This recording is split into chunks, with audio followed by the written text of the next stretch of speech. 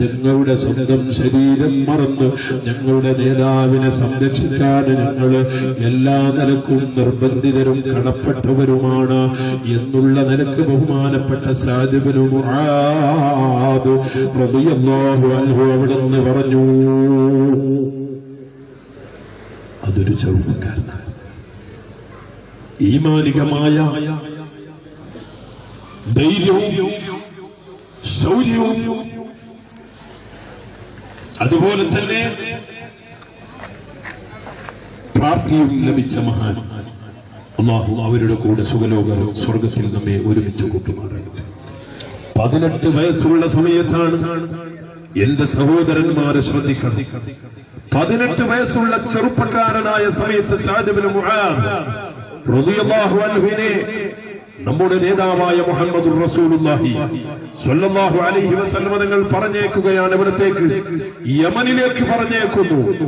അവിടുത്തെ ജഡ്ജായി അവിടുത്തെ മതകാര്യങ്ങൾ തീരുമാനിക്കാനും തീരുമാനം പറയാനും ന്യായാധിപനായിട്ട് പൂർണ്ണമായ ഒരു തീരുമാനം പറയാനുള്ള പക്വതയുള്ള ഒരു പണ്ഡിതനായി 18 വയസ്സ് മാത്രമുള്ള സഅദ് ഇബ്നു മുആദ് റളിയല്ലാഹു അൻഹുവിനെ നമ്മുടെ നേതാവായ മുഹമ്മദുർ റസൂലുള്ളാഹി സ്വല്ലല്ലാഹു അലൈഹി വസല്ലം തങ്ങൾ പറഞ്ഞേക്കുന്നു.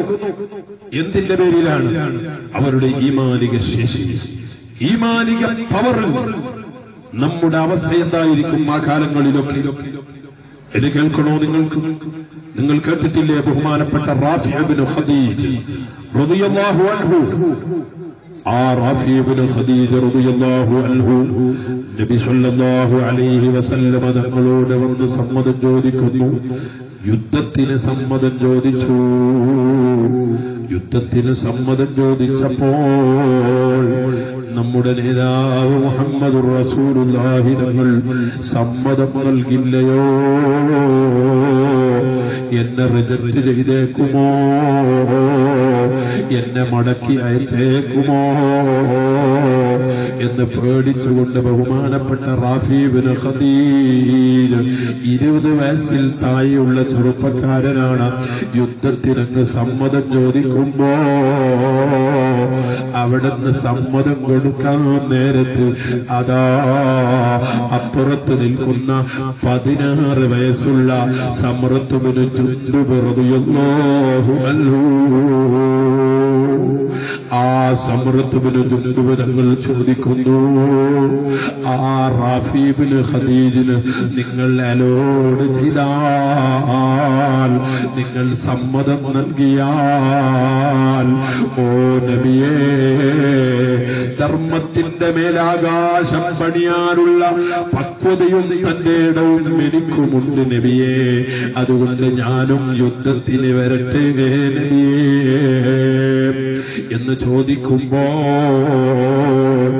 ആ മുഹമ്മദുർ റസൂലുള്ളാഹി തങ്ങൾ ചെറുപ്പക്കാരനായ ആ സമ്രത്ത് ഇബ്നു ജുൻദുബിന് സമ്മതം നൽകിയില്ല. ആ സമ്മതം നൽകാതിരുന്നപ്പോ അവിടുന്ന് നിർബന്ധം പിടിച്ച് നബി തങ്ങളോട് ചോദിക്കുന്നു, ആ റാഫി ഇബ്നു ഖദീജിന് കഴിയുമെങ്കിൽ എനിക്കും കഴിയും നബിയേ. ഞാൻ ചെറിയവനാണെന്ന് എന്നെ റിജക്റ്റ് ചെയ്യണ്ട.